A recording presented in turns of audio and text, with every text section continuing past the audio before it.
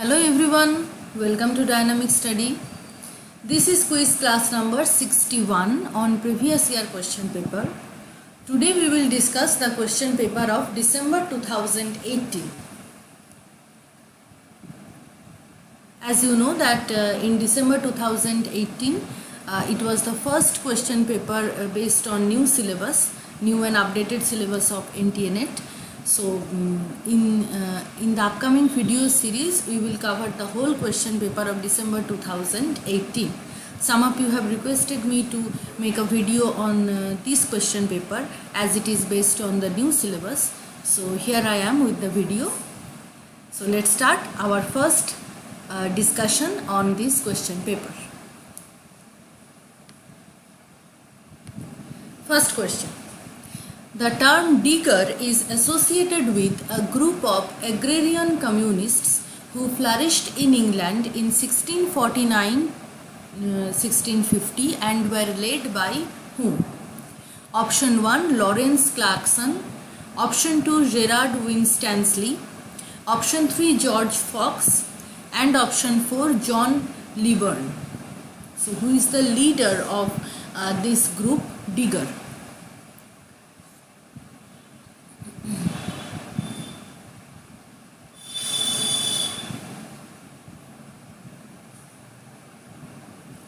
The correct option is option number 2, Gerard Winstanley.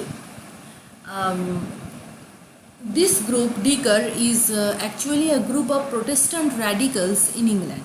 Okay, and they were earlier known as True Levelers.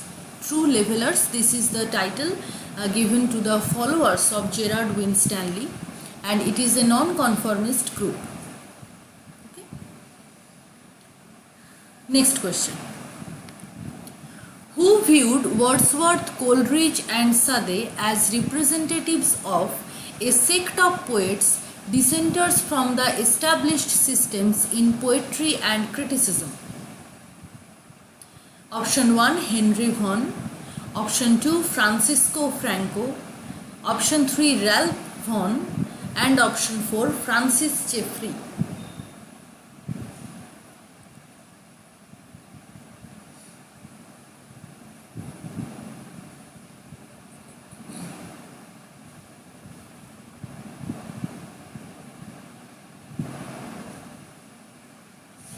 The correct option is option number 4, Francis Jeffrey.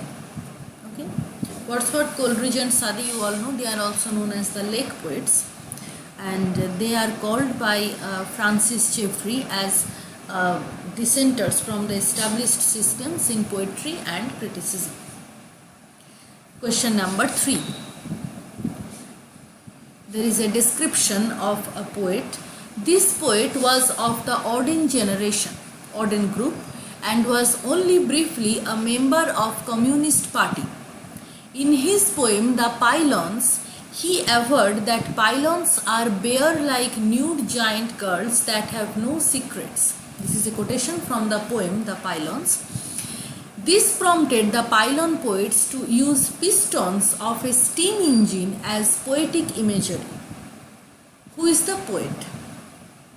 Option 1 Cecil Day Lewis, Option 2 Christopher Isherwood, Option 3 Spender, and Option 4 Louis Macnish. Stephen Spender and Louis Macnish.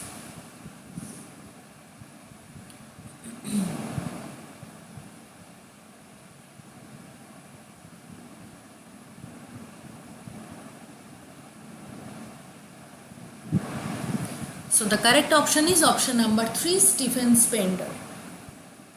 The Auden group of poets are also known as Max Pondy. Right? This is a mocking term, Max Pondy. And Stephen Spender is the author of the poem The Pylons, and for that reason, these Auden group of poets are also known as pylon poets. Right? Next question. Which is the most accurate description of Butler English? Option 1 A dialect of English spoken by the descendants of Anglo-Indians. Option 2 A pidgin spoken by South Asians in Europe. Option 3 A minimal pidgin that emerged during colonial times in Madras Presidency, and option 4, any non-grammatical variety of English used by menials in Commonwealth countries. So which is the accurate definition of Butler English?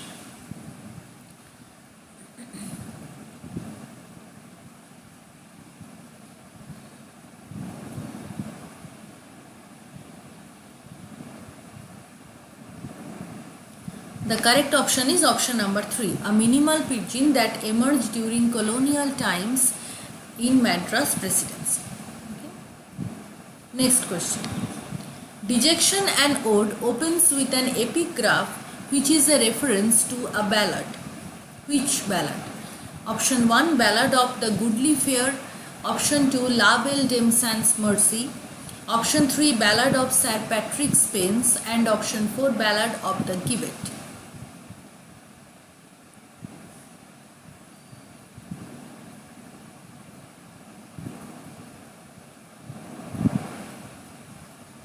The correct option is Ballad of Sir Patrick Spens, option number 3.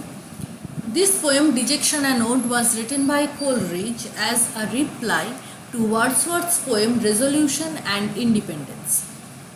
This is a poem dedicated to Sarah Hutchinson, and it was earlier titled as Letter to Sarah Hutchinson.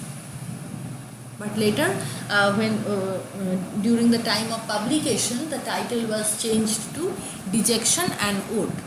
It was first published in the magazine called Morning Post in 1802, and it is a Pindari quote written by Coleridge.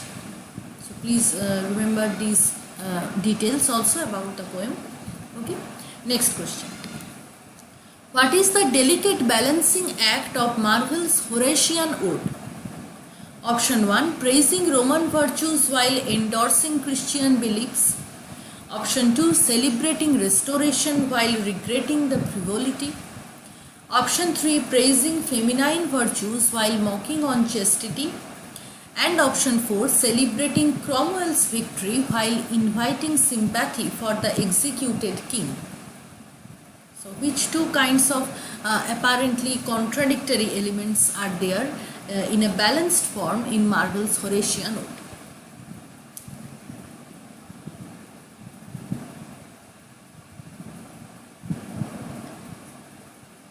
The correct option is option number 4.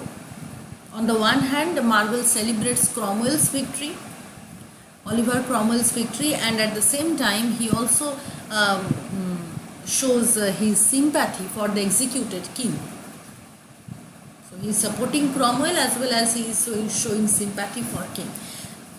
These two kinds of apparent contradictory elements are presented in a balanced form in Marvell's Horatian Ode. Okay.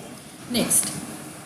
Who prescribed that poetry should both instruct and delight? Option 1, Longinus. Option 2, Plotinus. Option 3, Aristotle. And option 4, Horace.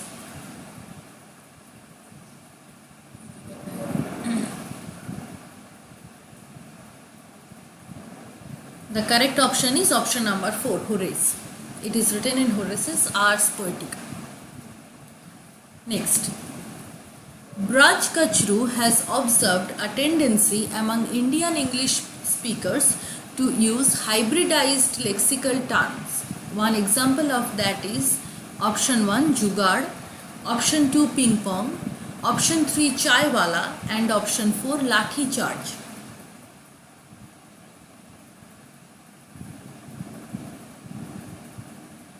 The correct option is option number 4, Lathi Charge. So Lathi is a Bengali word and charge is an English word. So that kind of hybridized terms are there in Indian English language, Indian English language. Question number 9. Identify the fireside poets of US. Option 1, William Cullen Bryant, Henry Wadsworth Longfellow, Oliver Wendell Holmes. Option 2, T.S. Eliot, Wallace Stevens, Williams. Option 3, Moore, Elizabeth Bishop, Anne Sexton. And option 4, Robert Lowell, Emily Dickinson, Phyllis Whitley. So who are the fireside poets of US? The correct option is option number 1, William Cullen Bryant, H.W. Longfellow and Oliver Wendell Holmes. The last question of today is, Evelina was published in 1778. Option 1, posthumously. Option 2, using the name Fanny Burney. Option 3, anonymously. And option 4, under a pseudonym. How was it published?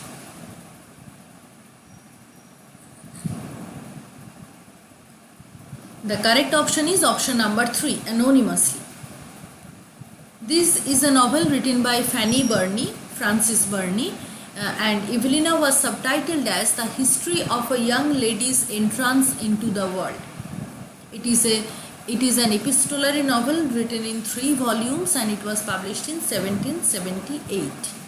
Okay? So please also remember the subtitle, The History of a Young Lady's Entrance into the World. So that's for today. We will discuss the remaining questions in our upcoming video series. Thank you very much. Keep on watching Dynamic Study. Keep on learning. Please subscribe to the channel, like this video, share this video with your friends. We will meet very soon in our next class. Have a nice day. Bye bye.